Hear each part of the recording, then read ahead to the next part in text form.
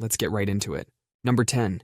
The black frogs of the Red Forest. So there's this place near Chernobyl called the Red Forest.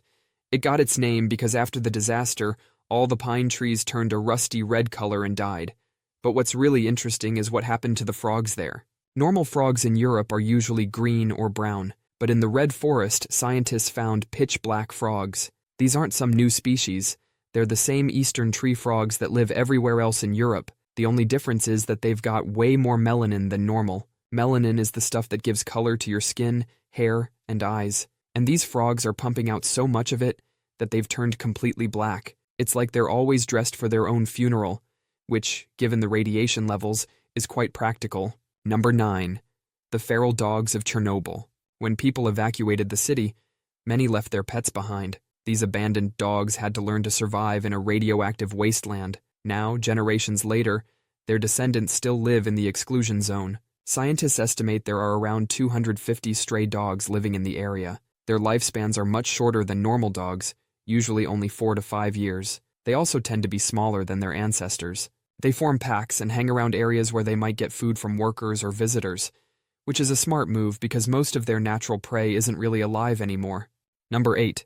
The giant catfish. If you visit the cooling pond near the Chernobyl reactor, you'll find something straight out of a monster movie. The catfish there are absolutely massive. We're talking about fish that can grow to be over 6 feet long. Now you're probably thinking, these are radioactive monster fish. But these catfish aren't actually any bigger than catfish can normally grow. The difference is that in Chernobyl, they're all huge. You see, after the disaster, people stopped fishing in the area. No fishing means these catfish can live longer and grow to their full size. Plus, there's less competition for food since most other fish species didn't do so well after the disaster. But don't let their size fool you. These fish are far from healthy. Scientists have found they've got some serious problems going on inside. Their cells show signs of radiation damage, and many have deformed fins and skeletal structures. They also have higher rates of tumors than normal catfish, and their meat has radiation levels way above what's considered safe for consumption, so don't even think about eating them, unless you'd like a side of leukemia with your fish.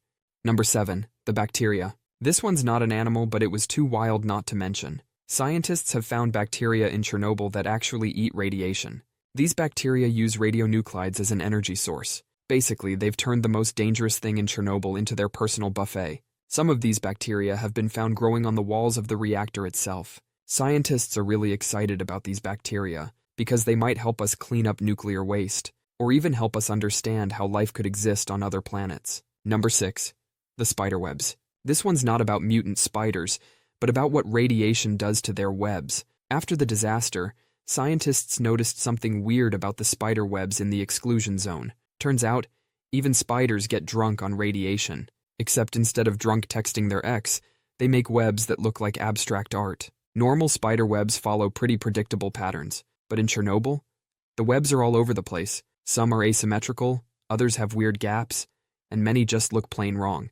This is actually a really big deal. Spider webs are incredibly complex structures that require precise movements and calculations. When a spider can't build a proper web, it means something's messing with its nervous system. Scientists use these deformed webs as radiation indicators. The more messed up the web, the higher the radiation in that area. It's like having thousands of tiny radiation detectors scattered throughout the zone. Number 5. The radioactive wolves. After the disaster, people left the exclusion zone, but European gray wolves saw the area was empty and moved back in. These wolves have significantly higher levels of radiation in their bodies than wolves anywhere else in the world, but they seem to be doing just fine. In fact, there are now more wolves in the exclusion zone than in most national parks. Scientists have found that these wolves have developed stronger immune systems than their non-radioactive cousins. Their bodies have adapted to deal with the constant radiation exposure. They're also showing some interesting genetic differences. Their blood has higher levels of certain proteins that help protect against radiation damage. Basically, their DNA got an upgrade package.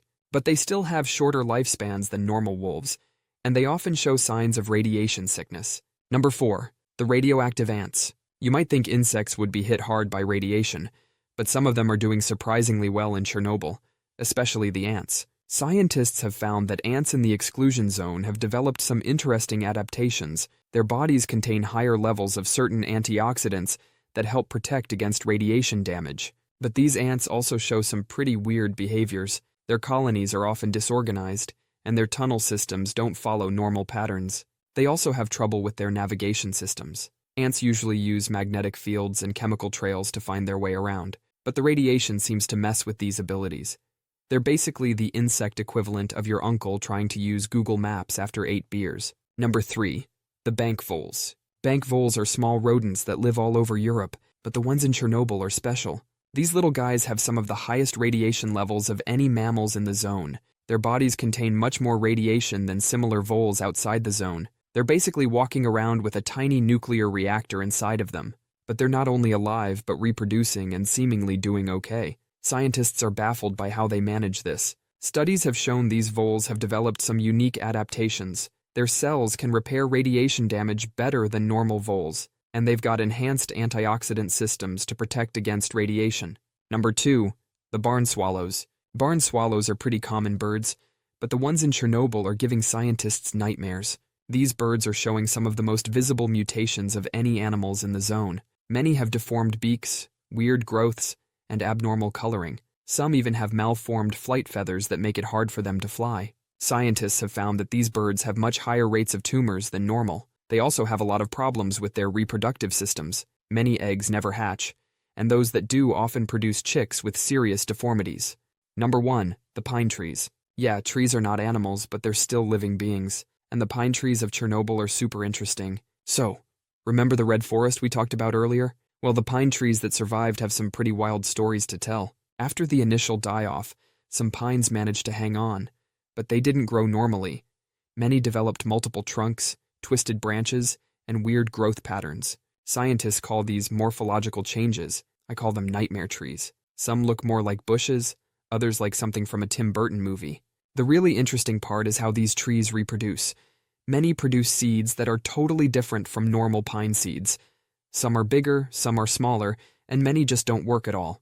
But the ones that do work are creating trees that are more resistant to radiation. These pines are evolving to handle their toxic environment. That's all for today. I'll be making similar videos in the future. Subscribe to see them.